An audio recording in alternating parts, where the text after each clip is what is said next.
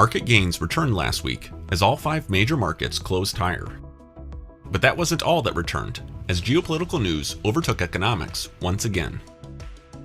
The activity early in the week was dominated by US-China trade tensions after the Department of Commerce added 28 Chinese companies to a blacklist, similar to the action done to Huawei, banning them from doing business in the United States. The dynamic changed midweek as China reported that they would be open to a partial deal and that they would increase their annual US agricultural purchases by another $10 billion to a total of $50 billion worth of goods.